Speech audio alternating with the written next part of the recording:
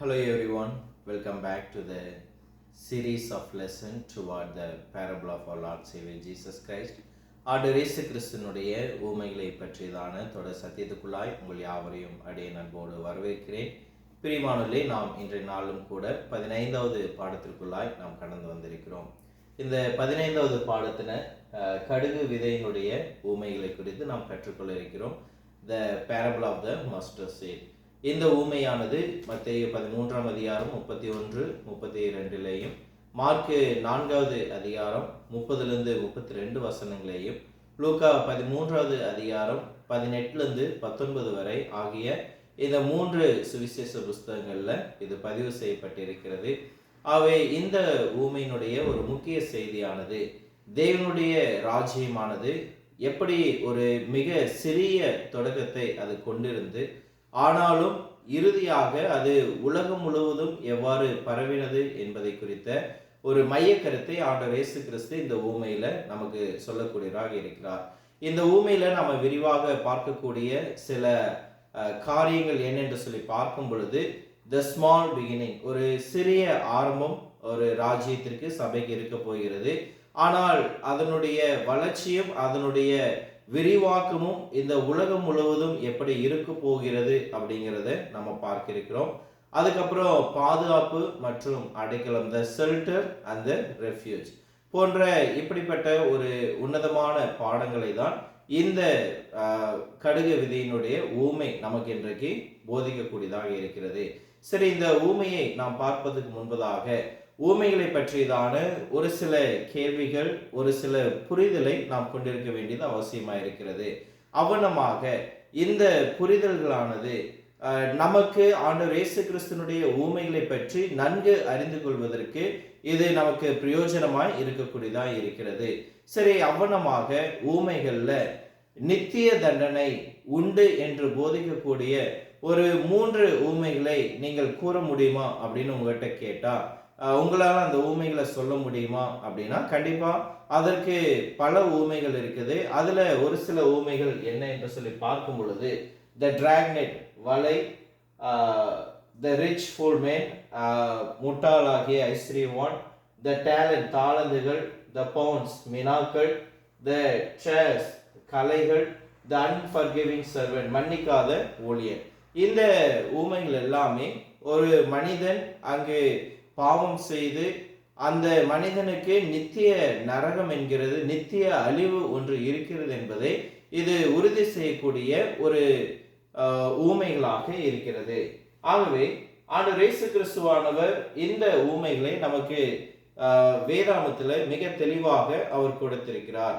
ஆகவே நித்திய தண்டனை உண்டு என்ற வேதாகமத்தினுடைய கோட்பாடுகளுடன் ஒத்துப்போகும் பல்வேறு ஊமைகள் நம்மிடம் இருக்கக்கூடியதாக இருக்கிறது.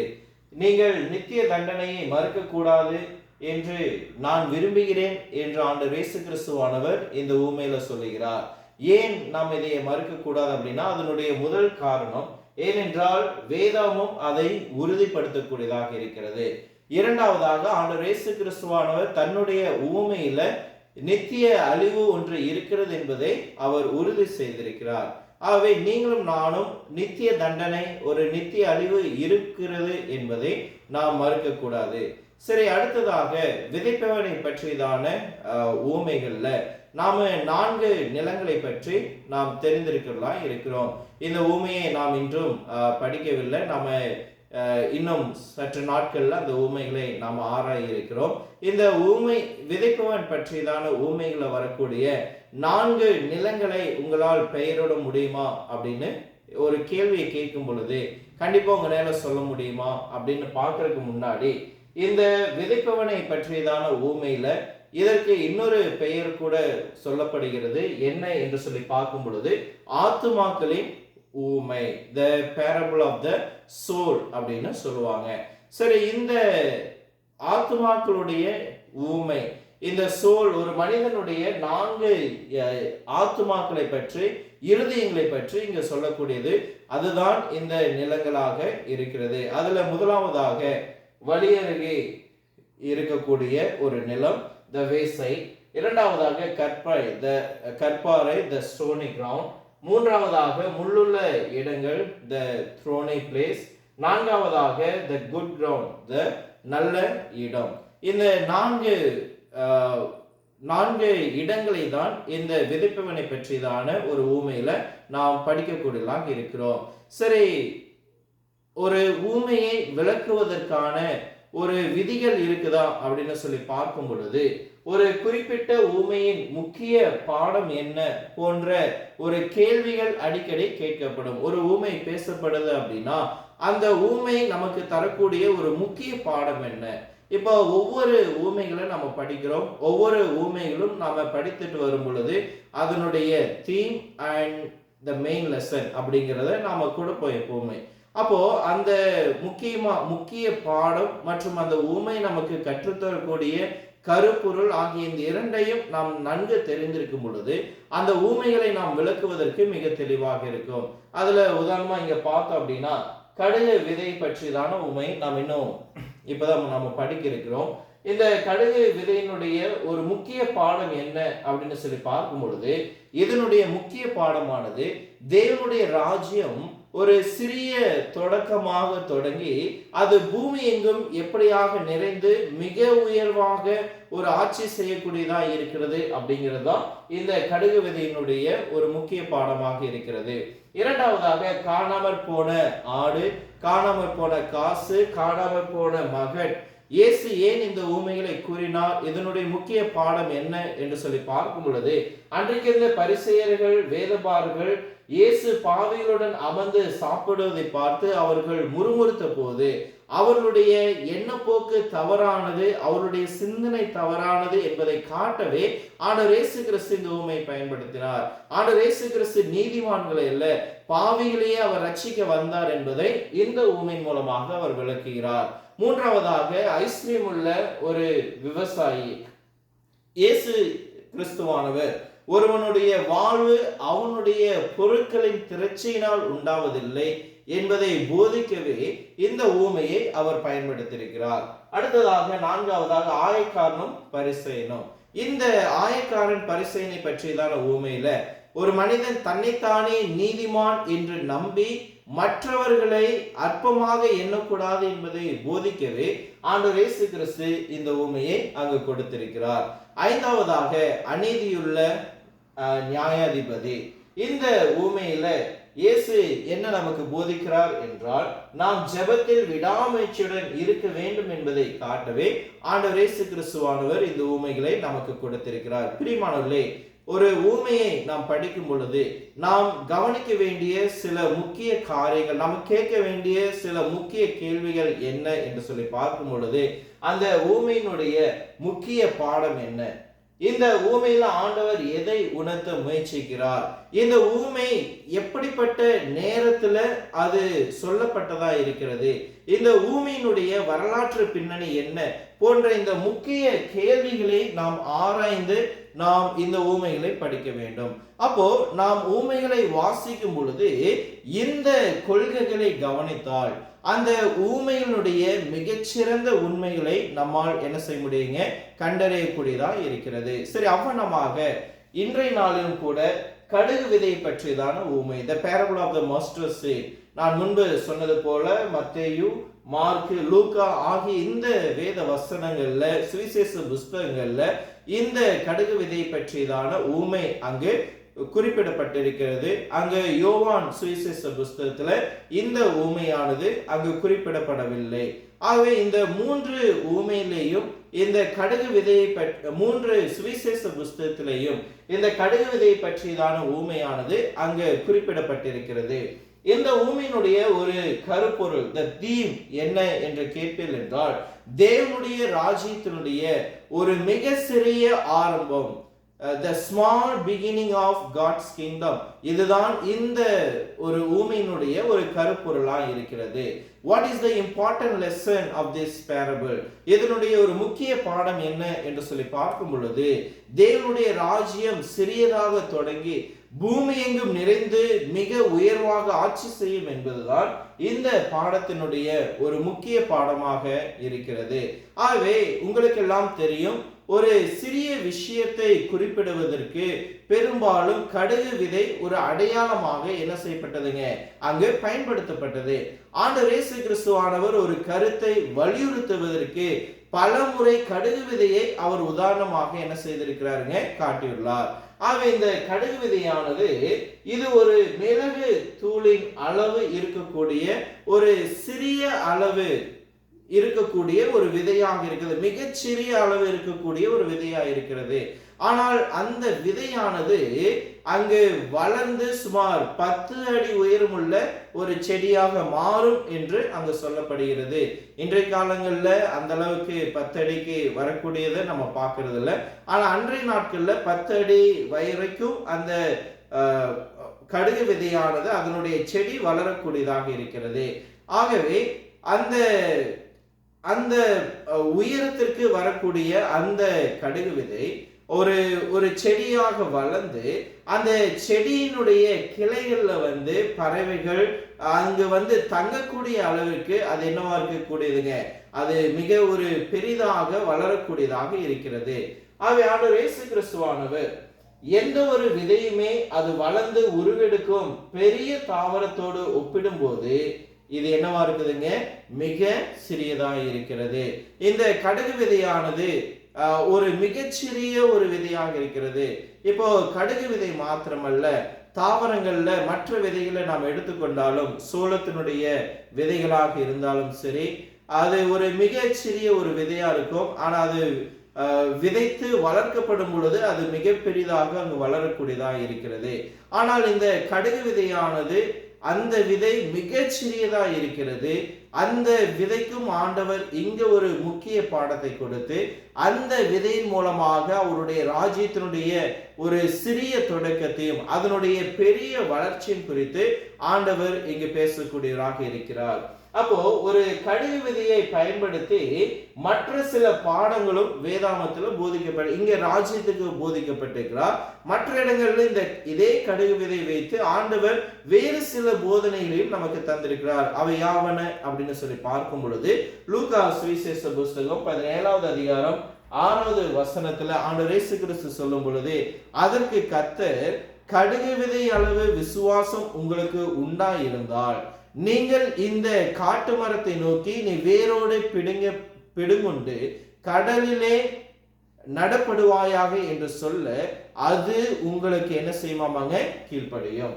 அப்போ ஒரு கடுகு விதை அளவு நமக்கு சிறிய விசுவாசம் இருந்தாலும் உங்களால் பெரிய காரியங்களை செய்ய முடியும் என்பதை ஆண்டவர் இயேசு கிறிஸ்து இதன் மூலம் நமக்கு போதிக்கிறார்.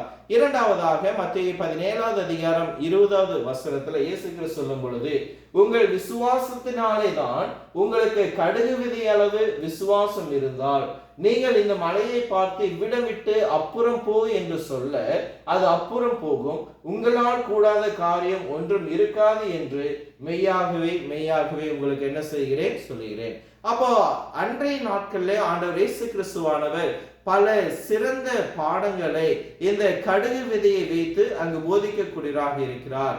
ஆனால் இப்பொழுது இந்த கடுகு விதையை வைத்து தன்னுடைய ராஜ்யத்தை பற்றியதான சில உன்னதமான உண்மைகளை அவர் போதிப்பதற்காக இந்த கடுகு விதையை அவர் பயன்படுத்தக்கூடியவராக இருக்கிறார். இங்கே கடுகு விதை குறித்து நாம் பார்க்கும் பொழுது மார்க்கு சுவிசேஷ புஸ்தகம் 4ஆம் அதிகாரம் 30வது வசனத்துல இந்த ஊமையில நாம கற்றுக்கொள்ளக்கூடிய முக்கிய பாடம் ஒன்று இந்த வசனத்தில் இருக்குது. என்னென்று சொல்லி பார்க்கும் பொழுது, பின்னும் அவர் அவர்களை நோக்கி தேவனுடைய ராஜ்யத்தை எதற்கு ஒப்பிடுவோம் அல்லது எந்த ஊமையினாலே அதை திருஷ்டாந்தப்படுத்துவோம் என்றார். அப்போ இங்க பாருங்க, ஒரு காரியத்தை நம்முடைய நினைவில் நாம் வைத்துக் கொள்ள வேண்டும். இது எதுவாக இருந்தாலும் அது தேவனுடைய ராஜ்யத்தோடு தொடர்புடைய கூடியதாக இருக்குது. ஏனென்றால் ஆண்டவர் வசனத்துல சொல்றாரு, இந்த பின்னும் அவர் அவளை நோக்கி தேவனுடைய ராஜ்யத்தை எதற்கு ஒப்பிடுவோம். அப்ப இந்த கடுகு விதையினுடைய ஊமை எதற்காக பயன்படுத்தப்பட்டிருக்கிறதுனா, தேவனுடைய ராஜ்யம் எதற்கு ஒப்பீடாக பேச வேண்டும் என்பதை அங்கு பயன்படுத்தப்பட்டதாய் இருக்கிறது. ஆகவே இது தேவனுடைய ராஜ்யத்தை பற்றியதான ஒரு ஊமையாக இருக்கிறது. ராஜ்யம் இன்னும் இங்கே வரவில்லை என்று சொல்பவர்கள் இன்றைக்கு நம்முடன் இருக்கிறார்கள்.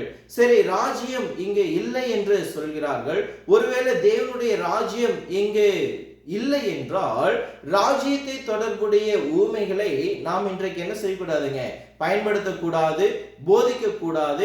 இன்றைய காலகட்டங்கள்ல அவைகளை நாம் உபயோகப்படுத்துவது தவறாக இருக்கும். அப்போ இந்த ஊமைகளை நாம் இன்றைக்கு பயன்படுத்துகிறோம். இந்த ராஜ்யத்தை பற்றியதான ஊமைகள் இங்கே இருக்கிறது என்றால் நாம் ராஜ்யத்தின் ஊமைகளை சபைக்கு பயன்படுத்தலாம். ஏனென்றால் சபையும் ராஜ்யமும் அங்கு ஒன்றாக இருக்கிறது. ராஜ்யமும் சபையும் ஒரே நிறுவனமாக இருக்கிறது. ஆகைதான் இந்த ஊமை பரலோக ராஜ்யமும் தேவனுடைய ராஜ்யமும் ஒன்றே என்று நமக்கு போதிக்கக்கூடியதாக இருக்கிறது. பிரியமானவர்களே, நீங்கள் இதை தெரிந்து கொள்ள வேண்டும். the rise to truth, அதாவது சத்தியத்திற்காக எழுவோம் என்று சொல்லக்கூடிய ஒரு நிகழ்ச்சியில் அவ்வப்போது சிலரை அழைத்து தேவனுடைய ராஜ்யம் இங்கே இருப்பதை நாங்கள் ஒப்புக்கொள்கிறோம், ஆனால் பரலோக ராஜ்யம் இங்கே இல்லை என்று சொல்லக்கூடிய சில பேர் இருக்கிறாங்க.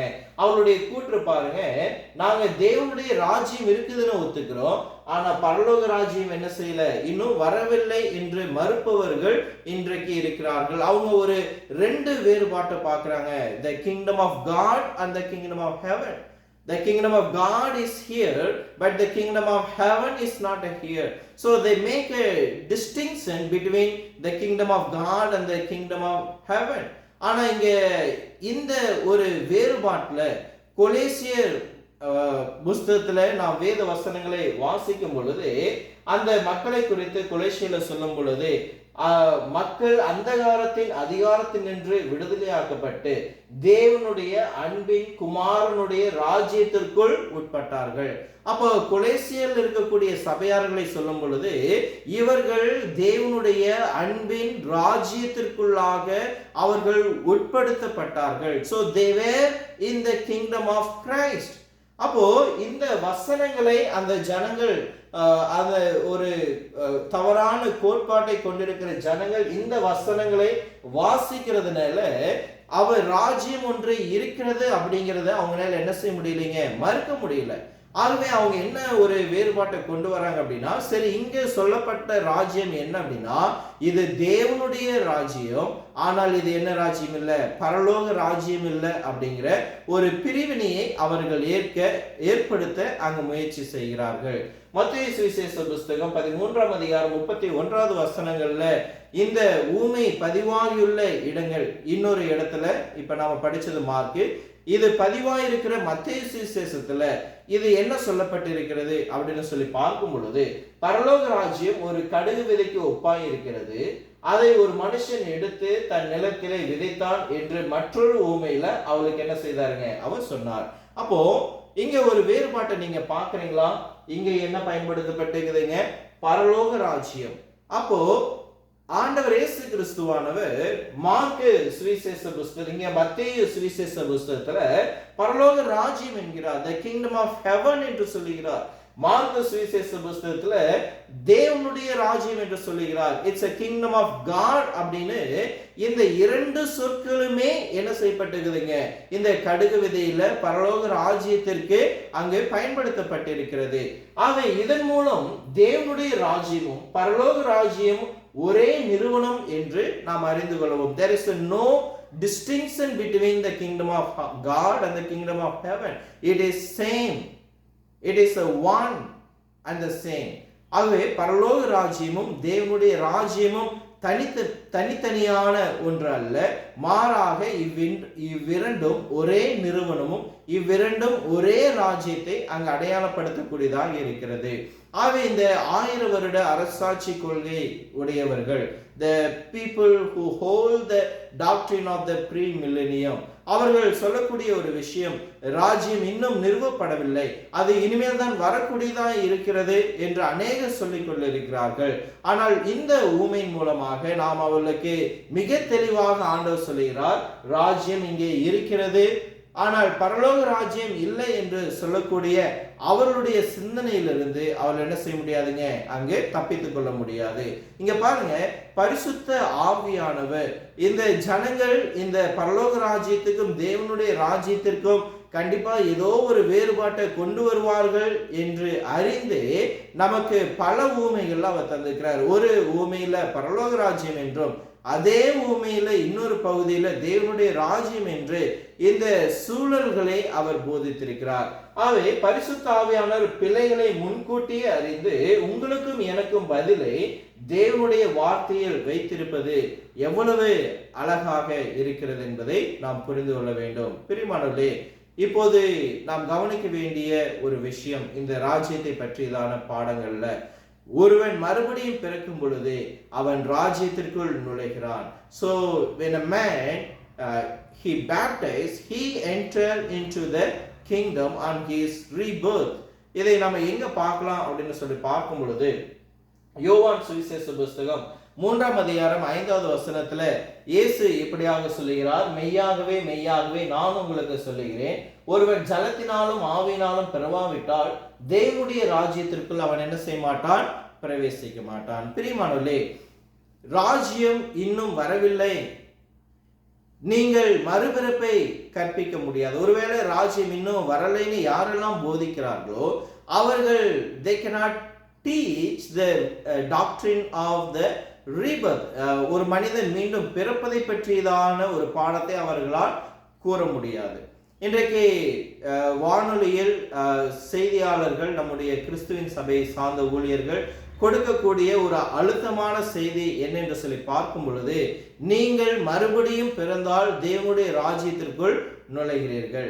அப்போ நீங்கள் மறுபடியும் ஒருவர் பிறக்கும் பொழுது தேவனுடைய ராஜ்யத்திற்குள் நுழைகிறீர்கள், அது சரிதான், தேவனுடைய ராஜ்யம் இங்கே இருக்கிறது என்று சொல்லுவோம். ஆனால் பரலோக ராஜ்யம் இங்கே இல்லை அப்படின்னு சில பேர் சொல்றாங்க இல்லைங்களா? அப்போ பரலோக ராஜ்யம் என்பது கர்த்தர் மீண்டும் பூமிக்கு வரும்போது நிறுவப்படக்கூடிய ஒரு ராஜ்யம். அவங்க சொல்லக்கூடிய ஒரு வித்தியாசம் இதுதான். தேவனுடைய ராஜ்யம் அது நிறுவப்பட்டு வேதாந்தத்துல சொல்லப்பட்டிருக்குது. ஆனா இந்த பரலோக ராஜ்யம் என்பது ஆண்டவர் இயேசு கிறிஸ்துவினுடைய 2ஆம் வருகையில பூமியில ஸ்தாபிக்கக்கூடியதா இருக்குது. அங்கு அவர் வரும் பொழுது அங்கு 1000 வருட அரசாட்சி அவர் செய்து அந்த பரலோக ராஜ்யத்தை அவர் நிறுவுகிறார் என்று சொல்லக்கூடிய ஒரு கோட்பாடை அவர்கள் போதிக்கிறார்கள். ஆனால் பரிசுத்த ஆவியானவர் நமக்கு போதிக்கிறார், அது இல்லை, அப்படி போதிப்பதும் அப்படி இருப்பதும் தவறாக இருக்கிறது. ஏனென்றால் பரலோக ராஜ்யமும் தேவனுடைய ராஜ்யமும் ஆகிய இவ்விரண்டும் ஒரே ராஜ்யத்தை தான் அது குறிப்பிடக்கூடியதாக இருக்கிறது.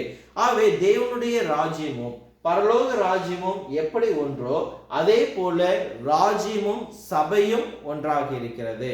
மத்தேயு 16ஆம் அதிகாரம் 18வது வசனத்துல பரிசுத்த ஆவியானவர் இப்படிப்பட்ட பிள்ளைகளுக்கு பதிலளிக்கும்படியாக ஒரு வார்த்தை நமக்கு கொடுத்திருக்கிறார்.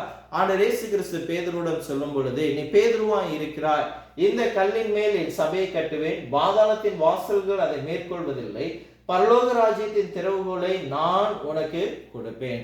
அப்போ தேவனுடைய ராஜ்யம் இங்கே இருக்கிறது, ஆனால் பரலோக ராஜ்யம் ஒன்று இல்லை அப்படின்னு சொல்லக்கூடிய ஜனங்கள் இதை கவனிக்க வேண்டும். அவர்கள் சொல்லுகிறார்கள், தேவனுடைய ராஜ்யம் இங்கே இருக்கிறது, ஏனென்றால் நீங்கள் மறுபடியும் பிறந்தால் தேவனுடைய ராஜ்யத்திற்குள் என்ன செய்கிறீர்கள், நுழைகிறீர்கள். இது நாம யோவான் 3:3-5 வரை வாசிக்கிட்டோம். ஆனால் இங்கு மத்தேயு சுவிசேஷம் 16ஆம் அதிகாரத்துல பேதுருவுக்கு சொல்லும் பொழுது, நான் பரலோக ராஜ்யத்தின் திறவுகோலை உனக்கு தரேன். அப்போ இங்க எந்த ஒரு வேறுபாடுமே இல்லை. தேவனுடைய ராஜ்யத்திற்குள் ஜலத்தினாலும் ஆவினாலும் பிறவாவிட்டால் தேவனுடைய ராஜ்யத்தில் பிரவேசிக்க மாட்டான் நாங்க சொல்லியிருக்குது. இங்க பேதுருவின் இடத்துல பரலோக ராஜ்யத்தினுடைய திறவுகோலை நான் தருவேன் அப்படின்னு என்ன செய்திருக்கிறாருங்க, ஆண்டவர் சொல்லியிருக்கிறார். அப்போ தேவனுடைய ராஜ்யமும் பரலோக ராஜ்யம் என்பது ஒரே ராஜ்யத்தை அது குறிக்கக்கூடியதாக இருக்கிறது. ஆகவே ராஜ்யம் என்பது நிச்சயமாக ஏற்கனவே அது வந்துவிட்டது என்பதை நீங்களும் நானும் கவனிக்க வேண்டும். மார்க்கு 9வது அதிகாரம் 1வது வசனத்துல இயேசு கிறிஸ்துவை அங்கே நிற்பவர்களை பார்த்து சொல்லுகிறார், இங்கே நிற்கவர்களில் சிலர் தேவனுடைய ராஜ்யம் வல்லமையோடு வருவதை காணும் முன் மரணத்தை ருசி பார்ப்பதில்லை என்று மெய்யாகவே உங்களுக்கு சொல்லுகிறேன் என்று அவளுக்கு போதித்தார். அப்போ இங்க நாம கவனிக்க வேண்டிய ஒரு விஷயம், இயேசு கிறிஸ்துவுடன் பூமியில் நின்றிருந்த அந்த மக்கள், சீசர்கள் வாழ்நாட்களிலேயே தேவனுடைய ராஜ்யம் வல்லமையோடு அங்கு வரும் என்பதை ஆண்டவர் அங்கு அறிவித்தார். ஆகவே அதை காணும் வரை அவர்கள் ஒரு சில மரணத்தை ருசி பார்ப்பதில்லை. ஆகவே இயேசு கிறிஸ்து இப்படிப்பட்ட ஒரு உறுதித்தன்மையை அவர் கொடுத்து சென்றிருக்கிறார். மார்க் 9:1 இயேசு எதை குறிப்பிடுகிறார் என்று வானொலியில அவர்கள் கேட்கும் பொழுது, எத்தனையோ முறை அவர்களை அழைத்து சொல்ல கெஞ்சினாலும் அவர்களால் அது முடியாமல் இருக்கிறது. ஏனென்றால் அவர்கள் இயேசு சொன்னதை ஒருவேளை என்னவா செய்ய வேண்டியிருக்குங்க, மறுக்க வேண்டியதாக இருக்கிறோம். கொலோசியர் புஸ்தகம் 1:13 வேதம் சொல்லுகிறது, அவர் நம்மை அந்தகாரத்தின் அதிகாரம் என்று விடுதலையாக்கி தம்முடைய அன்பின் குமாரனுடைய ராஜ்யத்திற்கு என்ன செய்தாருங்க, உட்படுத்தார். அவை ராஜ்யம் இங்கே இருக்கிறது. அந்த ராஜ்யத்தினுடைய குடிமகனாக நீங்களும் நானும் இருக்கக்கூடிய ஒரு பாக்கியத்தை பெற்றுக்கொள்ளக்கூடியவர்களா இருக்கிறோம். அவை ராஜ்யம் இன்னும் வரவில்லை என்று சொல்லக்கூடிய ஒரு போதனை மிக தவறான ஒரு போதனையாக இருக்கிறது. பிரியமானவர்களே, ராஜ்யம் இன்னும் வரவில்லை என்று சொல்லக்கூடிய நபர்களிடத்துல நாம ஒரு சில கேள்விகளை நாம கேட்கும் பொழுது அவர்கள் தடுமாறக்கூடியவர்களாக இருக்கிறார்கள். அது என்ன என்று சொல்லி பார்க்கும் பொழுது, இயேசு கிறிஸ்து இப்பொழுது ராஜாதி ராஜாவாக கர்த்தாதி கர்த்தராக இருக்கிறாரா அப்படின்னு நாம் முன்னாடி கேட்க வேண்டும்.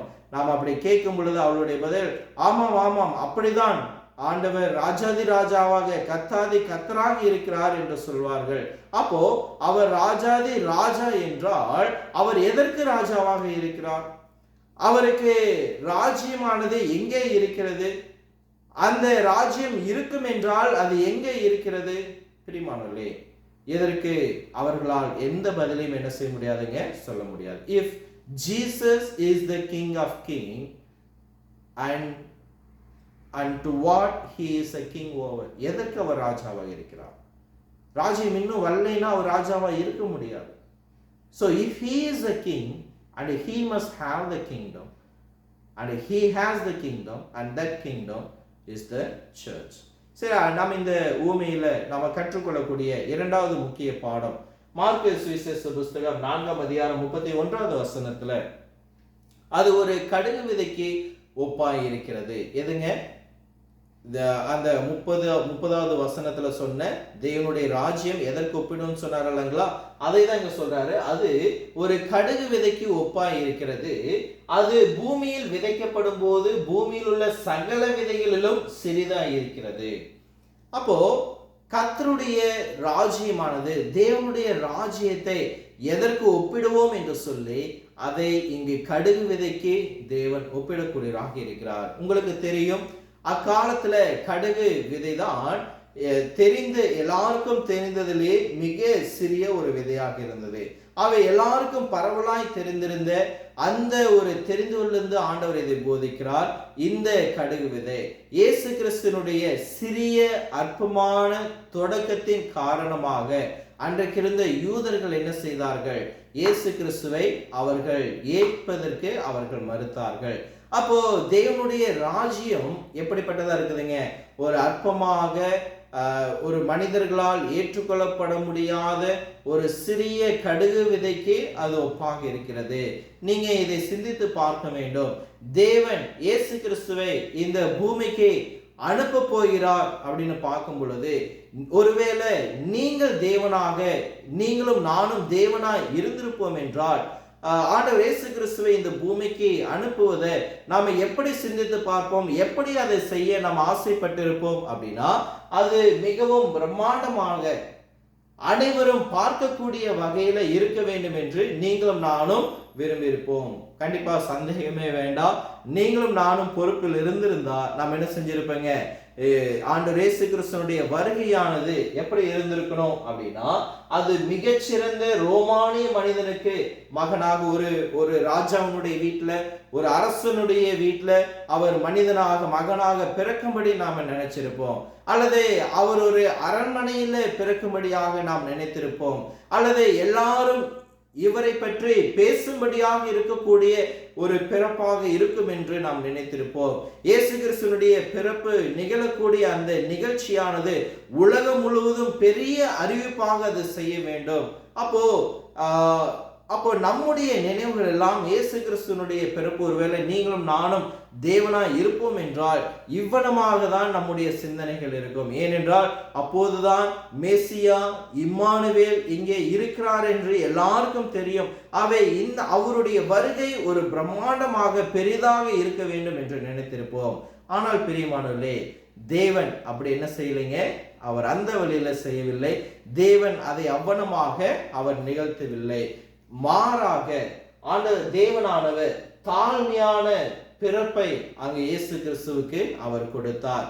அவர் நம்முடைய பிதாவாகிய தேவன் இயேசு கிறிஸ்துவனுடைய பிறப்பை ஒரு மிக சிறிய ஒரு அற்பமான வழியில அங்கு செய்தார் என்பதை நாம் பார்க்கிறோம். லூக்கா 2ஆம் அதிகாரம் 11வது வசனத்துல ஆண்டவர் இயேசு கிறிஸ்துவனுடைய பிறப்பு பாருங்க எப்படி அறிவிக்கப்பட்டது அப்படின்னு. இன்று கர்த்தராகிய கிறிஸ்து என்னும் இரட்சகர் உங்களுக்கு தாவீதின் ஊரிலே பிறந்திருக்கிறார்.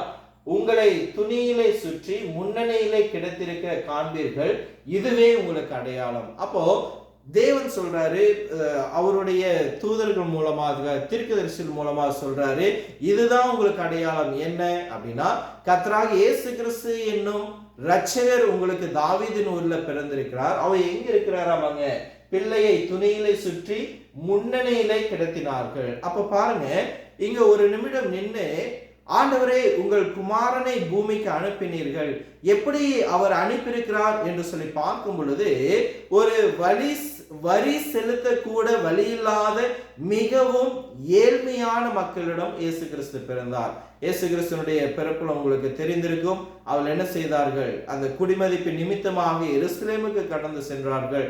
அப்ப பாருங்க, ஒரு வரி செலுத்த முடியாத ஒரு ஏழ்மையான குடும்பத்துல பிறக்க செய்தார். அவர்கள் வரி செலுத்த போகும் இடத்திற்கு, அவர்கள் போகும் வழியில தங்குவதற்கு கூட ஒரு இடமில்லாத ஒரு ஏழ்மையான குடும்பத்தில் அவர் பிறக்க செய்தார். உலக இரட்சகர் பிறக்கும் போது அவர் அங்கு ஒரு மாட்டு தொழுவத்தில் அங்கு பிறக்கிறார். அவர் ஒரு தீவன தொட்டியின் முன்னணியில என்ன செய்தார்கள், அங்கே கிடத்தினார்கள். அப்ப பாருங்க, ஏன் குமாரன் இந்த உலகத்திற்கு இப்படிதான் நுழைய வேண்டும் என்று ஆண்டவர் சொல்லுகிறார்.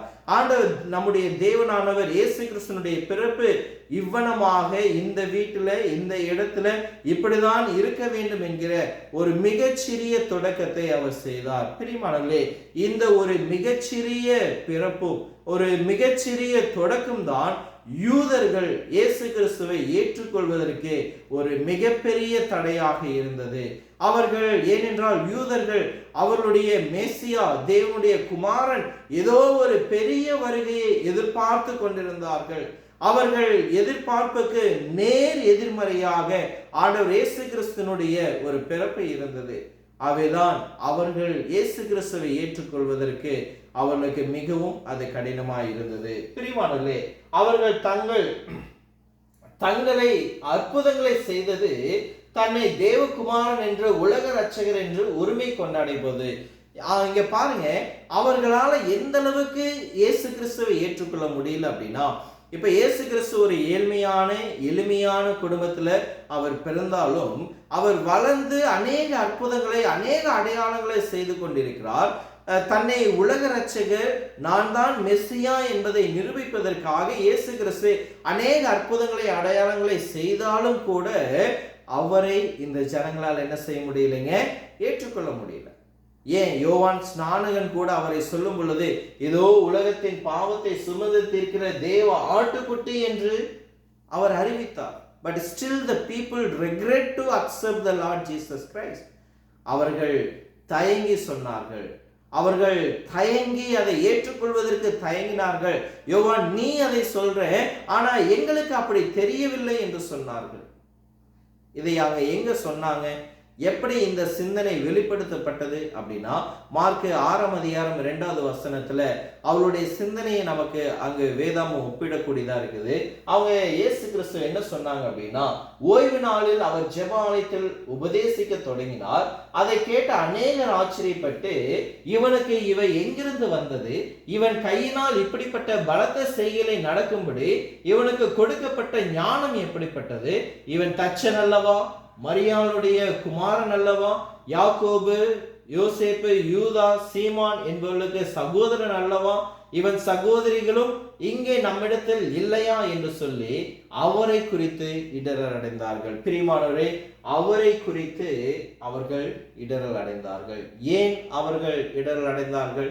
அவர் மிகப்பெரிய அற்புதங்களை செய்தார், பெரிய உண்மைகளை, உபதேசத்தை அவர்களுக்கு போதித்தார்.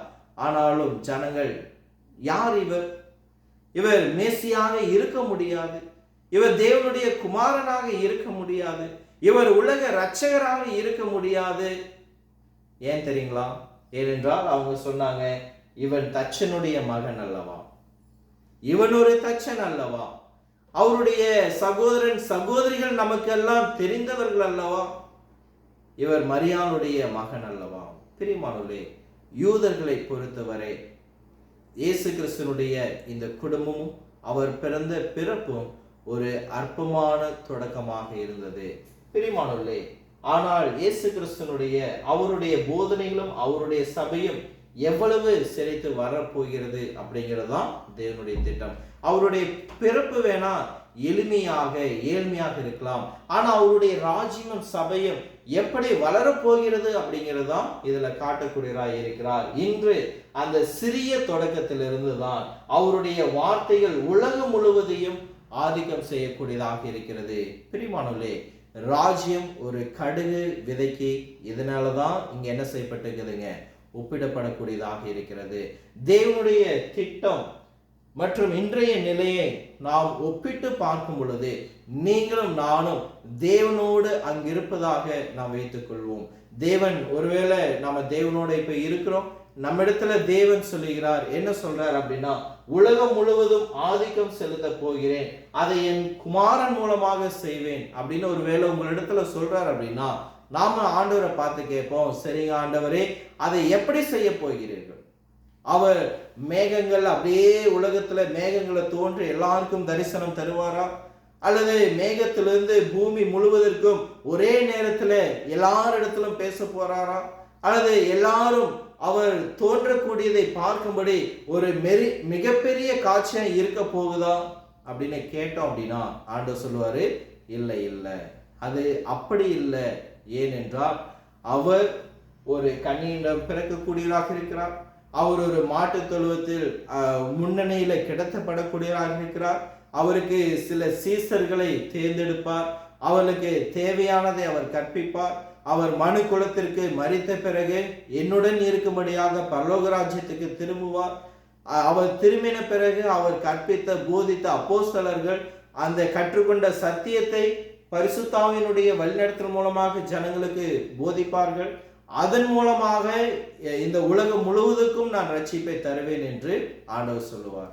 பிரியமானவர்களே, நாம் நினைப்போம், ஆண்டவரே, இதைவிட சிறந்த ஒரு பெரிய தொடக்கம் உங்களுக்கு தேவை அப்படின்னு சொல்லுவோம். இப்படியெல்லாம் நீங்க சொன்னீங்க அப்படின்னா இந்த உலகம் நம்பாது, இந்த உலகம் இதை ஏற்றுக்கொள்ளாது என்று நாம் சொல்லுவோம். பிரியமானவர்களே, இதைத்தான் யூதர்களும் பார்த்தார்கள். யூதருடைய சிந்தனையும் இப்படிப்பட்டதாக தான் இருந்தது. இதன் காரணமாகவே அவர்கள் கர்த்தரை தவறவிட்டார்கள். இதனுடைய காரணத்திற்காகவே யூதர்கள் ராஜ்யத்தையும் அவர்கள் தவறவிட்டார்கள் என்பதை நாம் கவனிக்க வேண்டும். ஆகவே இயேசு கிறிஸ்துனுடைய இந்த மிகச்சிறிய தொடக்கம் அவருடைய எதிர்பார்ப்பை, யூதருடைய எதிர்பார்ப்பை அது பூர்த்தி செய்யவில்லை. அவர்கள் ஒரு பூமிக்குரிய ராஜ்யத்தை அவர்கள் என்ன செய்தார்கள், தேடிக்கொண்டிருந்தார்கள். அப்போஸ்தலர் 1ஆம் அதிகாரத்தில் கூட அவர்கள் இக்காலத்தின் ராஜ்யத்தை இஸ்ரவேலுக்கு திரும்ப கொடுப்பீர் என்று கேட்டார்கள். அப்ப எந்த ராஜ்யத்தை அவங்க எதிர்பார்த்துட்டு இருந்தாங்க? அவங்க ஆவிக்குரிய ஒரு ராஜ்யமாக, கண்ணுக்கு தெரியாத ஒரு ராஜ்யத்தை இல்ல, கண்ணுக்கு தெரியக்கூடிய மாம்ச ரீதியான ஒரு ராஜா ஆளுகை செய்யக்கூடிய ஒரு ராஜ்யத்தை அவர்கள் எதிர்பார்த்து கொண்டிருந்தார்கள். பிரியமானவர்களே, இன்னும் சுருக்கமா சொல்லணும் அப்படின்னா, ரோம ராஜ்யத்தை தோற்கடிக்கக்கூடிய ஒரு பெரிய மற்றும் சக்தி வாய்ந்த ஒரு ராஜ்யத்தை அவர்கள் விரும்பினார்கள். ஏனென்றால் அந்த யூதர்கள் ரோமானியர்களை அவர்கள் வெறுத்தார்கள். அவை அந்த ரோமானியர்களை அழிக்கும்படியாக தாவீதை போல, சாலமோனை போல ஒரு ராஜா தங்களுக்கு மீண்டும் வேண்டும் என்று நினைத்தார்கள். அவர்களுக்கு பழையபடி தங்களுடைய ராஜ்யம் கிடைக்க வேண்டும் என்று அவர்கள் நினைத்தார்கள். பிரியமானவர்களே, மக்கள் இயேசு கிறிஸ்துவை அந்த நிலைக்கு கட்டாயப்படுத்த சில நேரங்களில் முயற்சி செய்தார்கள். சில ஜனங்கள் இயேசு கிறிஸ்துவை ஏற்றுக்கொண்டார்களா? அந்த ஏற்றுக்கொண்ட ஜனங்கள் கூட அவரை இந்த பூமிக்குரிய ராஜாவாக ஏற்படுத்த அவர்கள் முயற்சி செய்தார்கள். பிரியமானவர்களே, அது நடத்தவில்லை. ஏனென்றால் வேதாந்தத்துல பார்க்கும் பொழுது யோவான் 6:15 வசனத்துல அவர்கள் வந்து தம்மை ராஜாவாக்கும்படி பிடித்து கொண்டு போகிறார்கள் என்று இயேசு அறிந்து மறுபடியும் தனியே மலையின் மேல் ஏறி போனார். பிரியமானவர்களே, அந்த ஜனங்கள் இயேசு கிறிஸ்துவை மாம்ச ரீதியாக ராஜாவாக ஏற்படுத்த அவர்கள் தீர்மானிக்கும் பொழுது இயேசு கிறிஸ்து என்ன செய்யறாருங்க? அங்கிருந்து அவர் வேறு இடத்துக்கு போயிறார். ஏனென்றால் அவர் அந்த நோக்கத்திற்காக வரவில்லை. அவர் அப்படிப்பட்ட ராஜாவாக இந்த உலகத்திற்கு வரவில்லை. யோவான் 18:36 வசனத்துல இயேசு பிலாத்துவிடம் சொல்லும் பொழுது இயேசு பிரதித்திரமாக, என் ராஜ்யமை உலகத்திற்கு உரியதல்ல, என் ராஜ்யமை உலகத்திற்கு உரியதானால் நான் யூதர்களிடத்தில் ஒப்பு கொடுக்கப்படாதபடிக்கு என் ஊழியக்காரர் போராடி இருப்பார்களே, இப்படி இருக்க என் ராஜ்யம் இவ்விடத்திற்குரியது அல்ல. ஆண்டவர் மிக தெளிவா சொல்லிறாரு, என்னுடைய ராஜ்யம் இந்த பூமிக்குரியது அல்ல. பிரியமானவர்களே, இன்றைக்கு அநேக சபையினர் the church in the denomination world இயேசு கிறிஸ்து தங்களுக்கு கிடைக்கக்கூடிய மிகப்பெரிய ஆன்மீக உண்மைகளை அவர்கள் தவறவிடக்கூடியவர்களாக இருக்கிறார்கள். ஏனென்றால் அவர்களும் கூட யூதர்களைப் போலவே அவர்கள் ராஜ்யத்தை பற்றிதான ஒரு தவறான புரிந்து கொள்ளுதல். யூதர்கள் எப்படி ஒரு ஆவிக்குரிய ராஜ்யம் அல்ல மாம்சத்துக்குரிய ராஜ்யத்தை எதிர்பார்த்தார்களோ, அதே போல இன்னைக்கு அநேக பிரிவினை சபையிலும் கூட ராஜ்யம் இன்னும் வரல, இனிமேலும் தான் வரப்போகுது, அவர் மீண்டும் 1000 வருடம் இந்த உலகத்தில் ஆட்சி செய்ய போகிறார் என்கிற ஒரு தவறான நிலைப்பாட்டில் இருக்கிறார்கள். அநேகர் குழப்பம் அடைவதற்கு இதுதான் காரணம். இவருடைய குழப்பத்திற்கெல்லாம் ஏன் காரணம்? இவர்கள் ராஜ்யத்தை பற்றி புரிந்து கொள்வதற்கு எதனால இந்த குழப்பங்கள் வருது அப்படின்னா, இந்த குழப்பங்கள் ஏனென்றால் அவர்கள் ஏதோ பிரம்மாண்டமான அசாதனமான ஒன்றை பார்க்க விரும்புகிறார். யாரும் பார்க்காத ஒன்றை அவர்கள் பார்க்க விரும்புகிறார்கள். பரிசுத்த ஆவியானவர் தங்கள் மீது நேரடியாக வந்து செயல்பட வேண்டும் என்று அவர்கள் விரும்புகிறார்கள். எப்போதும் அற்புதங்கள் நடந்து கொண்டே இருக்க வேண்டும் என்று அவர்கள் விரும்புகிறார்கள். ஒரு பிக் ஷோ நடக்க வேண்டும், பிக் காட்சி நடக்க வேண்டும் என்று அவர்கள் விரும்புகிறார்கள். ஆனால் இதை நீங்களும் நானும் விரும்பலாம். ஆனால் தேவன் இதை என்ன செய்யலைங்க? விரும்பவில்லை. தேவன் இதெல்லாம் நடக்க போகாது அப்படின்னு சொல்லுகிறார். நான் மக்களை மாற்ற, மக்களை சத்தியத்துக்குள்ளாக ரட்சிப்புக்குள்ளாக வழி நடத்த நான் என்னுடைய வார்த்தை மட்டுமே நான் பயன்படுத்துவேன். என்னுடைய சீசர்கள் என்னுடைய சத்தியத்தை உலகம் முழுவதும் அவர்கள் கொண்டு செல்வார்கள். அவர்கள் ஒவ்வொரு ஜனங்களை சத்தியத்தில் ரட்சிப்புக்குள்ளாக வழி நடத்துவார்கள். அந்த ரட்சிக்கப்பட்ட ஜனங்கள் மற்ற ஜனங்களை இன்னும் ரட்சிப்புக்குள்ளாக வழி நடத்துவார்கள். இவ்வனமாக ஒருவரை ரட்சித்து உலகம் முழுவதும் நான் ஆட்சி செய்வேன் என்று சொல்கிறார். இதுதான் தேவனுடைய திட்டம்.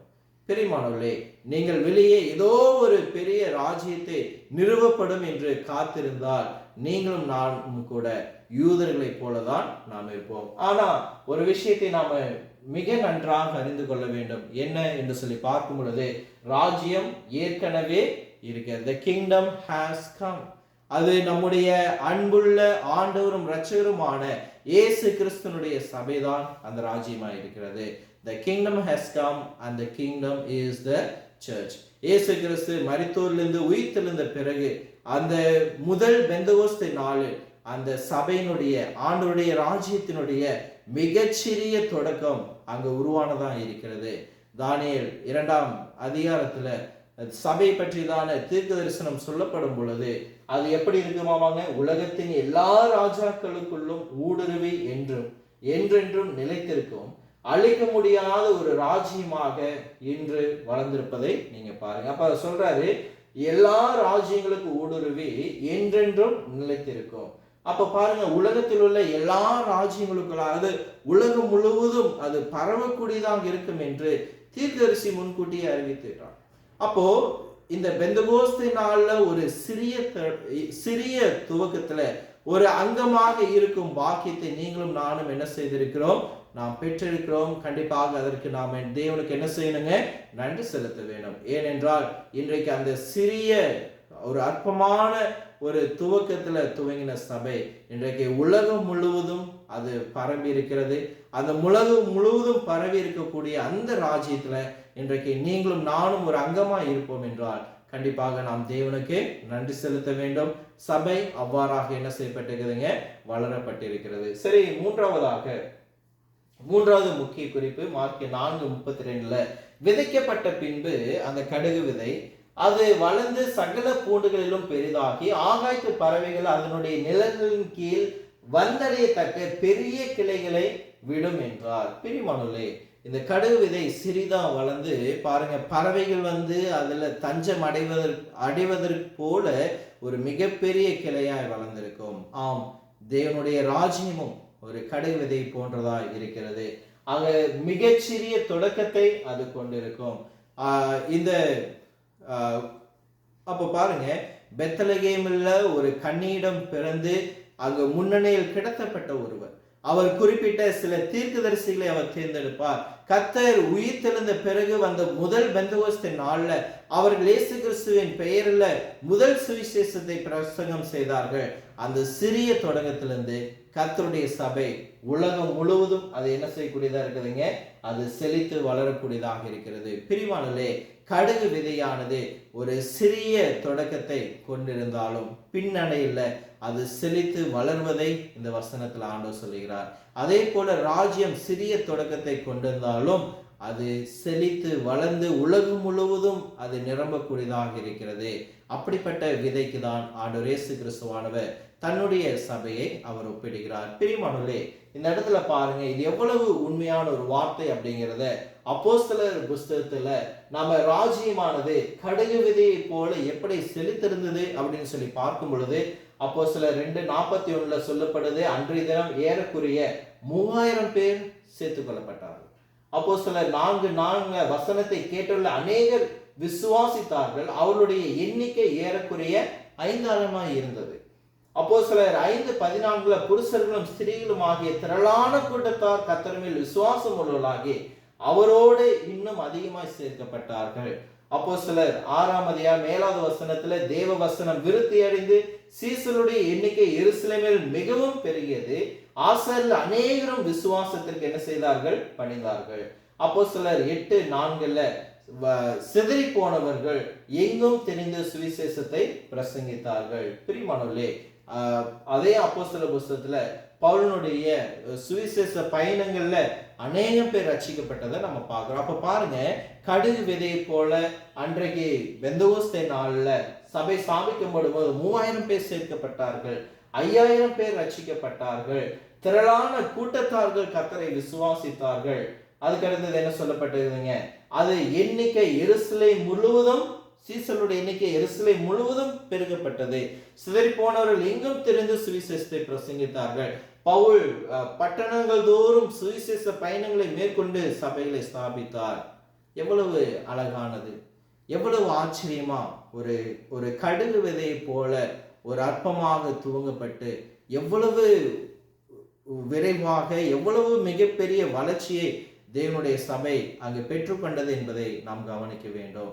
நாம் கர்த்தர் உயிர்த்தெழுந்த பிறகு, அந்த ஆண்டவர் இயேசு கிறிஸ்து உயிர்த்தெழுந்த பிறகும் முதல் பெந்தகோஸ்தே நாளில் உருவான அந்த சிறிய கடுகு விதை இப்போது உலகம் முழுவதும் பரவி இன்னும் அதை செய்து கொண்டிருப்பதை நாம் பார்க்க வேண்டும். ஆகவே கிறிஸ்துவின் சுவிசேஷத்திற்கு கீழ்ப்படிவதன் மூலம் கோடிக்கணக்கான மக்கள் ராஜ்யத்தின் குடிமகளாக மாறியுள்ளார். பிரியமானவர்களே, இன்றைக்கு கிறிஸ்துவுடைய எண்ணிக்கை உலகம் முழுவதும் அநேக கோடிக்கணக்கான ஜனங்கள் கர்த்தரை விசுவாசிப்பவர்களாக இருக்கிறார்கள். தடைகள் எல்லாம் உடைக்கப்பட்டன. அங்கே சிவப்பு, மஞ்சள், கருப்பு அல்லது வெள்ளை என்கிற யாராக இருந்தாலும் கர்த்தரை விசுவாசித்தால் அவர் ரட்சிக்கப்படுகிறார்கள். ஆகவே நீங்கள் உண்மையுள்ளவர்களாக இருந்தால், நீங்கள் என்ன செய்திருந்தாலும் அவர் உங்களை மன்னிக்கிறார். மேலும் நீங்கள் அவருடைய ராஜ்யத்தில் சேர்க்கப்படக்கூடியவர்களாக இருக்கிறீர்கள். ரோமர் 10:18 வசனத்துல இப்படி இருக்க அவர்கள் கேள்விப்படவில்லையா என்றும் கேட்கிறேன். கேள்விப்பட்டார்கள், அவைகளின் சத்தம் பூமி எங்கும், அவைகளின் வசனங்கள் பூச்சக்கரத்தை கடைசி வரைக்கும் செல்கிறது. அப்ப பாருங்க, அவளுடைய சத்தம் பூமி எங்கும், அவைகளின் வசனங்கள் பூச்சக்கரத்து கடைசி வரைக்கும் கேட்கப்பட்டது. அப்போ இந்த வசனம் நமக்கு எதை போதிக்கிறது? முதல் நூற்றாண்டிலேயே இந்த ஜனங்கள் என்ன சாதித்தார்கள் என்பதை இந்த வேதம் சொல்லும். முதல் நூற்றாண்டிலேயே தேவனுடைய வசனம் உலகம் முழுவதும் பிரசங்கிக்கப்பட்டது. தொழில்நுட்பங்கள் இல்லாத நாட்கள்ல, இன்றைக்கு இருக்கக்கூடிய போக்குவரத்து இல்லாத நாட்கள்ல, அன்றைக்கே உலகம் முழுவதும் சுவிசேஷத்தை பரப்பி அந்த முதல் நூற்றாண்டு சபையார்கள் ஸ்தாபிப்பார்கள். அவர்கள் என்ன நிறுவினார்கள் என்பதை கேளுங்கள். நீங்கள் கேட்ட சுவிசேஷத்தினாலே உண்டாகும் நம்பிக்கை விட்டு அசையாமல் உறுதியாய் அஸ்திவாரம் போடப்பட்டவர்களாய் விசுவாசத்திலே நிலைத்திருப்பில் என்றால் கண்டிப்பாக இன்றைக்கும் அப்படியாகும். கொலோசியர் 1:23 அந்த சுவிசேஷம் வானத்தின் கீழ் இருக்கிற சகல சிருஷ்டிகளுக்கும் பிரசங்கிக்கப்பட்டு அது வருகிறது. பிரியமானவர்களே, பெந்தகோஸ்து நாளில் ஏற்பட்ட அந்த மிகச்சிறிய ஒரு தொடக்கத்திலிருந்து வானத்தில் உள்ள ஒவ்வொரு சிருஷ்டிக்கும் சுவிசேஷம் என்ன செய்யப்பட்டிருக்குதுங்க? பிரசங்கிக்கப்பட்டிருக்குது. அப்போ கர்த்தர் கேட்டார், தேவனுடைய ராஜ்யத்தை எதற்கு ஒப்பிடுவோம்? அவர் சொல்றார், ஒரு கடுகு விதையை எடுத்து அது எவ்வளவு சிறிது என்பது நமக்கு காண்பித்தார். அது எவ்வளவு சிறிதாக இருந்தாலும் அது வளர்ந்து எவ்வளவு ஒரு பெரிய வளர்ச்சி என்பதை நமக்கு காட்டினார். அதே போலதான் ராஜ்யத்தையும் தேவன் நமக்கு காட்டக்கூடியவராக இருக்கிறார். அது ஒரு அற்பமான, கிறிஸ்துவனுடைய பிறப்பு அற்பமானது, கிறிஸ்துவனுடைய வாழ்க்கை ஒரு அற்பமானது. சபை துவங்கப்பட்டதும் ஒரு சிறிய ஒரு துவக்கம், ஆனால் இன்றைக்கு அது மிகப்பெரிய வளர்ச்சியை அது பெற்றிருக்கிறது. தானியேல் 2:34-35 சொல்லும் பொழுது, நீர் பார்த்து கொண்டிருக்கும் போதே கைகளால் பெயர்க்கப்படாத ஒரு கல் பெயர்ந்து உருண்டு வந்தது. அது அந்த சிலையை இரும்பும் களிமண்ணும் ஆகிய அதன் பாதங்களை மோதி அவைகளை நொறுக்கி போட்டது. அப்பொழுது அந்த இரும்பும் களிமண்ணும் வெண்கலமும் வெள்ளையும் பொன்னும் ஏகமாய் நொறுங்குண்டு கோடை காலத்தில் போரடிக்கிற களத்திலிருந்து பறந்து போகிற பதரை போல் ஆயிற்று. அவைகளுக்கு ஒரு இடமும் கிடையாது. காற்று அவைகளை அடித்துக்கொண்டே போயிற்று. சிலையை மோதின கல்லோவென்றால் ஒரு பெரிய பர்வதமாகிய பூமி எல்லாம் நிரம்பிற்று. பிரியமானவர்களே, சபைக்குண்டான ஒரு வார்த்தை என்ன சொல்லப்பட்டிருக்குதுங்க? அந்த சிலையில் மோதின அந்த கல்லோ, அந்த ராஜ்யமோ, அந்த சபையோ ஒரு பெரிய பர்வதமாகிய பூமி எல்லாம் நிரப்பிற்று. அது பூமி எங்கும் நிரப்பிற்று. இது உண்மை. அவருடைய ராஜ்யம் அவ்வளவு சிறிய தொடக்கம், ஆனால் அது எவ்வளவு பெரிதாக பலர்ந்திருப்பது என்று பாருங்கள். அப்போ ஒரு சிறிய தொடக்கங்களை நீங்கள் திரும்பி பார்க்கும் பொழுது ஆதாம் ஏவாளை நீங்க எடுத்துக்க. ஒரு உதாரணத்துக்கு, இந்த சிறிய அற்பமான துவக்கம் ஒரு பெரிய காரியத்தை செய்கிறதுக்கு முதல் உதாரணம் யாருன்னா ஆதாம் ஏவாள். முதலாவதாக தேவன் மனிதனை பூமியின் மண்ணினால உருவாக்கி நாசியில ஜீவா சுவாசத்தை என்ன செய்தாருங்க? ஊதினார். அடுத்தது மனிதனுடைய விலா எலும்பை எடுத்து ஒரு பெண்ணை படைத்தார். பூமியில வாழ்ந்த முதல் தம்பதியினர் இந்த ஆதாம் ஏவாள். பிரியமானவர்களே, அந்த இருவரிடமிருந்து இன்றைக்கு பல கோடி ஜனங்கள் பெருகும்படியாக அந்த ஒரு சிறிய ஒரு துவக்கம், ஒரு மண்ணில் உருவாக்குறாரு, ஜீவ சுவாசத்தை ஊதுறாரு. அதே மனுஷனுடைய எலும்புல இருந்து ஒரு மனுஷியை உருவாக்குறாரு. அந்த மனுஷி அந்த பெண்ணுக்கு சொல்றாரு, ஜீவன் உள்ளவர்களுக்கெல்லாம் நீ தாய் அப்படின்னாரு. அதே போல இந்த உலகம் முழுவதும் அந்த 2 பேரால அங்க வளர்ந்துருக்கிறது நீங்க பாருங்க. மிகச்சிறிய ஒரு துவக்கம், ஆனா மிகப்பெரிய ஒரு வளர்ச்சி. இது ஆதாம் ஏவாள்ல மாத்திரமல்ல, நோவாவினுடைய காலத்துல ஜலப்பிரளயத்துல தேவன் இந்த பூமி முழுவதையும் அங்கு அழித்து வெறு 8 பேரை மட்டும் அவர் காப்பாற்றினார். அந்த 8 பேரிடமிருந்து இந்த உலகம் எவ்வளவு பெரிதாக, உலகம் கோடிக்கணக்கான ஜனங்கள் மத்தியில அது பரவி இருக்கிறது. பிரியமானவர்களே, கர்த்தர் சொல்லுகிறார், ராஜ்யமும் அப்படிதான் இருக்கும். நான் சிலருடன் தொடங்குவேன், ஆனால் கிறிஸ்துவின் சுவிசேஷ பிரசங்கத்தின் மூலம் இந்த உலகம் முழுவதையும் இந்த சுவிசேஷத்தை நான் எல்லா இடங்களிலும் கொண்டு போய் சேர்ப்பேன் என்பதுதான் தேவனுடைய திட்டமாய் இருக்கிறது. பிரியமானவர்களே, பாவி கல்வாரி நிழலில் வந்து அவன் தங்க முடியும். இயேசு கடுகு செடியை பற்றி அவர் பேசும் பொழுது, அந்த செடி வளர்ந்து அங்கு விலங்குகள் அந்த நிழலில் ஓய்வெடுக்க முடியும் என்று சொல்லுகிறார். ஒரு பறவைகள் எப்படி அந்த செடியில ஓய்வு எடுக்குதோ, அதே போல ஒரு பாவைக்கு தஞ்சம் கொடுக்கக்கூடிய ஒரு இடம்தான் அது சபையாக இருக்கிறது. நீங்களும் நானும் தேவனுக்கு நன்றி செலுத்த வேண்டும். ஏனென்றால் நாம் சிலுவையில் அடியில் ஓய்வெடுக்க முடியும். நீங்களும் நானும் ஆண்டவர் இயேசு கிறிஸ்துனுடைய சிலுவையின் நிழல்ல நாம் ஓய்வு எடுக்க முடியும். இயேசு கிறிஸ்து நமக்காக அவர் செய்த தியாகத்தினால் நம்முடைய பாவங்கள் நமக்கு அந்த இடத்துல மன்னிக்கக்கூடியதாக இருக்கிறது. இந்த ஊமையில் ஆண்டவர் சொல்லுகிறார், சிறிய தொடக்கங்களை பற்றி நமக்கு பேசுகிறார். இந்த சிறிய தொடக்கங்களை பேசும்பொழுது ஒரு கோதுமை மணி 5 ஆண்டுகள்ல அது என்ன செய்யுங்க, 160 ஏக்கர்கள் அது விலை செய்வதற்கு அது தயாராக இருக்குது அப்படின்னு உன்னால தெரிய முடியுங்களா? அது மீண்டும் மீண்டும் ஒரு விதை அது மீண்டும் மீண்டும் பெருகி கொண்டு இருக்கும். ஒரு விதையை போட்டால் அது பல விதை, அந்த விதையை போடும் பொழுது இன்னும் அது பெருகி கொண்டே இருக்கும். ஆகவே நீங்களும் நானும் இப்பொழுது செய்ய வேண்டியது என்ன என்று சொல்லி பார்க்கும் பொழுது, நாம் விசுவாசியாக மாறிய பிறகு நான் போய் ஒவ்வொருவரை நான் ரட்சிக்கப்பட்டது போல மற்றவர்களையும் நாம் ரட்சிப்படைய செய்யும் பொழுது அந்த ராஜ்யம் வளரக்கூடியதாக இருக்கிறது. அவர் அல்லது அவள் மற்றவர்களை என்ன செய்யணுங்க, ரட்சிப்புகளாக கொண்டு வர, நாம மற்றவர்களை கொண்டு வரணும், அவங்க மற்றவர்களை கொண்டு வர. நாம் தொடர்ந்து இப்படி உழைக்கிறேன், மற்றவர்களும் உழைக்கிறார்கள். இப்படி உழைக்கும் பொழுது அந்த மிகச்சிறிய தொடக்கத்திலிருந்து நாம் முழு உலகத்தையும் என்ன செய்யக்கூடியதா இருக்கிறோங்க, சுவிசேஷத்துக்கு கொண்டு செல்லக்கூடியதா இருக்கிறோம். பெந்தகோஸ்து நாள்லையும் இப்படிதான் அங்கு நடந்திருக்கக்கூடியதாக இருக்கிறது. ஆகவே ஒரு மிகச்சிறிய துவக்கத்தை நீங்களும் நானும் என்ன செய்யக்கூடாதுங்க, அற்பம் பண்ணக்கூடாது. ஒருவேளை இந்த ஒரு உதாரணத்தை எடுத்துக்கொள்ளுங்கள்.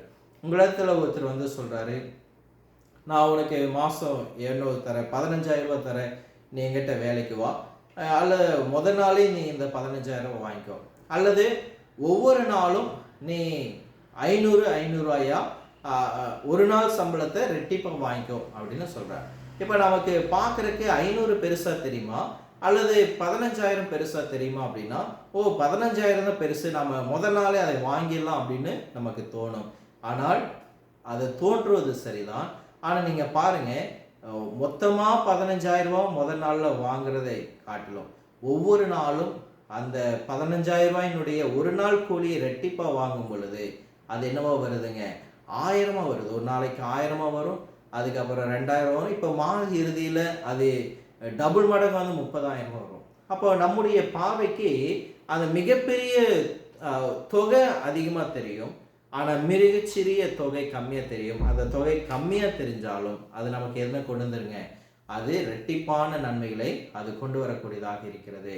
இன்னொரு உதாரணத்துக்கு கூட நாம் எடுத்துக்கொண்டோம் என்றால், ஆங்கிலத்தில் இருக்கக்கூடிய ஆல்பபெட்ஸ் எவ்வளோ, இங்கிலீஷ் ஆல்பபெட்ஸ் அப்படின்னா வெறும் 26 ஆல்பபெட்ஸ் லெட்டர்ஸ் மட்டும்தான் இருக்குது, அந்த எழுத்துக்கள் மட்டும்தான் இருக்குது. ஆனால் அந்த வெறும் 26 எழுத்துக்களை வைத்து வேதம் முழுவதும் என்ன செய்யப்பட்டிருக்குதுங்க, அது எழுதப்பட்டிருக்கு, அந்த 26 வார்த்தைகளை அடிப்படையாக மட்டுமே. அப்போது ஒரு மிகச்சிறிய தொடக்கம், ஆனால் எவ்வளவு பெரிய ஒரு வளர்ச்சி அப்படிங்கிறத நம்ம பார்க்குறோம். தேவனுடைய ராஜ்யம் அப்படிதான், அதனுடைய துவக்கம் சிறியதாகவும் அற்பமாக இருந்தாலும் அதனுடைய வளர்ச்சி மிக பெரிதாக இருக்கிறது. வேதாமத்தில் பிலிப்பு பட்டணத்தில் அந்த சபையானது ஒரு மிகச்சிறிய ஒரு தொடக்கத்தை அது கொண்டு வந்தது. எதில், அந்த பிலிப்பு பட்டணத்தில் முதலாக ரட்சிக்கப்பட்டது யாருங்க, பிலிப்பு சிறை அதிகாரி முதல் என்ன செய்கிறாருங்க, அவர் ரட்சிக்கப்படுகிறார். அதுக்கு அடுத்ததாக ஆற்றங்கரையில் ஜெபித்து கொண்டிருந்த அந்த லீதியாள் என்பவர் என்ன செய்கிறாருங்க, ரட்சிக்கப்படுகிறார். அப்போ இந்த 2 பேரும் அங்கே முதலாக ரட்சிக்கப்படுகிறார்கள். அந்த 2 பேரை வைத்து கொண்டு அங்கு ஒரு மிகப்பெரிய சபை உருவாக்கப்பட்டது. நமக்கு வேதாமத்துல பிலிப்பியர் புஸ்தகம் அப்படின்ட்டு இருக்குது. அந்த பிலிப்பியர் என்கிற ஒரு புத்தகம் பிலிப்பு சபைக்கு எழுதப்பட்ட. அப்ப பாருங்க, ஒரு சிறை அதிகாரி, ஒரு பெண் லேதியா, இவங்க இருவரை வைத்து அங்கு ஒரு மிகப்பெரிய சபை உருவாக்கப்பட்டது. நீங்கள் இருக்கும் இடத்திலும் கூட அப்படிதான் இருக்கலாம். நீங்களும் நானும் இருக்கக்கூடிய இடத்துல ஒரு சபையில இன்றைக்கு உறுப்பினர்கள் துவக்கத்துல ஒருத்தர் 2 பேர் 3 பேர் 4 பேர் அல்லது 5 பேர் என்று இருக்கலாம். ஆனால் அந்த சபை வளர்ந்து இன்றைக்கு நூற்றுக்கணக்கான சபையார்களும் இருக்கிறாங்க. நாங்க குடிவர சபையில் அப்படிதான். எங்களுடைய தகப்பனார் துவங்கும் பொழுது ஒரு 2-3 குடும்பங்களோடு இன்று துவங்கப்பட்டது. இன்றைக்கு தேவனுடைய கிருபையினால இன்றைக்கு 150 அங்கத்தினர்களாக இந்த சபை பெருகிற்று. அப்போ சபை என்பது ஒரு சிறிய தொடக்கமாக இருந்தாலும் அதனுடைய வளர்ச்சியானது மிக செழிப்பாக இருக்கும் என்பதை நீங்கள் கவனிக்க வேண்டும். மார்க்கு 4:33 அவர்கள் கேட்டறியும் திராணிக்கத்தக்கதாக அவர் இப்படிப்பட்ட அநேக ஊமைகள் அவர்களுக்கு வசனத்தை சொன்னார். ஊமைகளுக்கான நோக்கங்களை நான் உங்களுக்கு திரும்ப சொல்லக்கூடியலாம் இருக்கிறேன். ஆண்டவர் இயேசு கிறிஸ்து இதை ஊமையில சொல்றார். சில நேரங்களில் கர்த்தர் உண்மையை மறைப்பதற்காக ஒரு ஊமையோ அல்லது உண்மைகளை அவர் கொடுக்கக்கூடியலாம் இருக்கிறார். ஏனென்றால் பரிசேயர்களும் மற்றவர்களும் அதை கேட்டு அவர்கள் அதில் நிலைநிற்க மாட்டார்கள். அவர்கள் ஆயத்தமாக கேட்கும் திறன் பெற்றோர் ஆகும் பொழுது அந்த உண்மையை தேவன் வெளிப்படுத்தக்கூடியவராக இருக்கிறார். அப்ப தேவன் சொல்ல விரும்புகிறார் என்பதை நாம் கேட்க வேண்டும். முதல்ல நம்முடைய வாழ்க்கையில தேவன் என்ன சொல்லுகிறார், என்ன சொல்ல விரும்புகிறார் என்பதை நாம கேட்க வேண்டும். முதல் நூற்றாண்டில் வாழ்ந்த யூதர்கள் தேவன் சொன்னதை அவர்கள் கேட்க விரும்பவில்லை. அவர்கள் தங்களுக்கு சொந்தமானதிலே வந்தார்கள். அவருக்கு சொந்தமானவரோ அவரை ஏற்றுக்கொள்ளவில்லை என்று வேதம் சொல்லுகிறது. அப்போ ஒரு மிகப்பெரிய சிறிய தொடக்கத்தை பற்றி நீங்கள் யோசித்து பாருங்கள். நீங்கள் உங்கள் சொந்த மக்களிடம் நீங்கள் நித்திய ஜீவனை பற்றி செய்தியோடு வருகிறீர்கள். அவர்களோ இந்த செய்தியை பார்த்து ஒருவேளை முகம் சுளிக்கக்கூடியதாக இருப்பார்கள். இருப்பினும் இத்தகைய சூழல்ல நீங்கள் கர்த்தரின் கல்வாரி சிலுவையில நமக்காக மரித்தார், அடக்கம் பண்ணப்பட்டார், மருத்துவலிருந்து உயிர்த்தெழுந்தார். இந்த பணிக்காக அவர் குறிப்பிட்ட எண்ணிக்கையிலான நபர்களுக்கு அவர் பயிற்சி அளித்தார். இதிலிருந்து கர்த்தருடைய சபையும் இயேசு கிறிஸ்துவின் நாமத்தினால் ரட்சிப்பு வருது அப்படிங்கிறதையும் நாம தொடர்ந்து இந்த உலகத்திற்கு உரக்க சொல்வோம். ஆகவே இந்த ஊமையை நாம் நம்முடைய மனதில் வைத்துக் கொள்வோம். இந்த ஊமையிலிருந்து நாம் கற்றுக்கொள்ளக்கூடிய சில முக்கிய பாடங்களை பார்த்து இந்த ஒரு ஊமையினுடைய பாடத்தை நாம் நிறைவு செய்வோம். இந்த ஊமையில நாம் கற்றுக்கொள்ளக்கூடிய மிக முக்கியமான பாடங்கள்ல ஒன்று என்ன என்று சொல்லி பார்க்கும் பொழுது, மனிதர்கள் பிரம்மாண்டமான தொடக்கங்களை விரும்புகிறார்கள், ஆனால் தேவன் அப்படி அல்ல. தேவன் ஒரு பெரிய ஆடம்பரமான தொடக்கத்தை கொண்டிருக்க வேண்டிய அவசியம் இல்லை. இரண்டாவதாக, தேவன் ஒரு மிகச்சிறிய தொடக்கத்தை எடுத்து அதை மகத்தானதாக மாற்ற முடியும் அப்படிங்கிறத பார்க்குறோம். அடடா, அதை நீங்கள் ஒருபோதும் மறந்து விடாதீர்கள். தேவன் அதில் இருக்கும்போது சிறியது கூட பெரிதாக இருக்க வேண்டும். இது ஒரு மற்றொரு பெரிய உண்மை. ஒவ்வொரு சிறிய செல்லும் ஒரு வலிமையான உடலை என்ன செய்துங்க உருவாக்குறது. நம்முடைய மனித உடலை பற்றி நமக்கு தெரியும். இந்த உடலை உருவாக்க தேவையான ட்ரில்லியன் கணக்கான செல்களை பற்றி சிந்தித்து பாருங்கள். அந்த சிறிய அணு போன்ற செல் ட்ரில்லியன் கணக்கான முறை ஒன்றாக அது சேர்க்கப்பட்டு ஒரு மனிதனாக உருவாகிறது. நான்காவதாக, தேவன் தேர்ந்தெடுத்த சில விஷயங்களை மனிதர்கள் மதியீனம் என்று கருதுகிறார்கள். 1 கொரிந்தியர் 1:23-28 வரை கிறிஸ்துவை பற்றிதான் நற்செய்தியை பிரசங்கிப்பது மதியீனம் என்று மனிதர்கள் சிலர் அஞ்ஞானிகளும் கருதுவார்கள் என்று சொல்லப்பட்டிருக்கிறது. ஆனால் தேவனுக்கு அது மதியீனம் அல்ல. அதுதான் மனிதர்களை ரட்சிக்கப்படக்கூடிய ஒரு வழியாக இருக்கிறது. ஐந்தாவதாக, பரலோக ராஜ்யத்தின் தன்மை எப்போதும் மனிதர்கள் விரும்புவதோடு ஒத்து போகாது.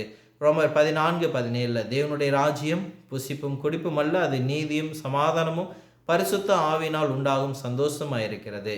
இன்றைக்கு மக்கள் ஒரு உலக பிரகாரமான ராஜ்யத்தை விரும்புகிறார்கள். இல்லை, ராஜ்யம் நமக்குள் இருக்கிறது என்று வேதம் சொல்லுகிறது. தேவன் நம்மை போல சிந்திப்பதில்லை. ஏசாயா 55:8-7 சொல்லும் பொழுது, என் நினைவுகள் உங்களுடைய நினைவுகள் அல்ல, உங்கள் வழிகள் என் வழிகள் அல்ல என்று தேவன் சொல்லுகிறார். ஆகவே நம் நினைவுகள் தேவனுடைய நினைவுகளைப் போலதான் இருக்க வேண்டுமே தவிர நம்முடைய நினைவுகள் தேவனுடைய நினைவுகளாக இருக்காது. தேவனுடைய நினைவுகள் தான் நம்முடைய நினைவுகளாக இருக்க வேண்டும். தேவனுடைய நினைவுகளும் அவருடைய வழிகளும் முக்கியமானவை என்பதை நாம் கற்றுக்கொள்ள வேண்டும். ஏழாவதாக, ஒரு புதிய சபை ஒரு சிறிய தொடக்கத்தை கொண்டிருக்கலாம், ஆனால் அதை எப்படி செழித்து வளரும் என்பதை பாருங்கள். இப்போது நீங்கள் வரக்கூடிய சபையில் கூட ஒரு சிறிய உறுப்பினர்கள் இருக்கலாம், ஆனால் அந்த சிறிய உறுப்பினர்கள் மிகப்பெரிய ஒரு வளர்ச்சியை கொண்டு அங்கே மிகப்பெரிய ஒரு சபையாக அது வளரும். அந்த சிறிய விதை செழித்து வளரும். தேவனுடைய ராஜ்யமும் அப்படிதான் வளர்ந்தது. உலகம் முழுவதிலும் தேவனுடைய ராஜ்யம் பரவுவதற்கு நாம் கடினமாக உழைக்க தேவன் நமக்கு உதவுவாராக. தேவன் தாமே உங்களை இந்த பாடத்தின் மூலமாக ஆசீர்வதிப்பாராக. நன்றி.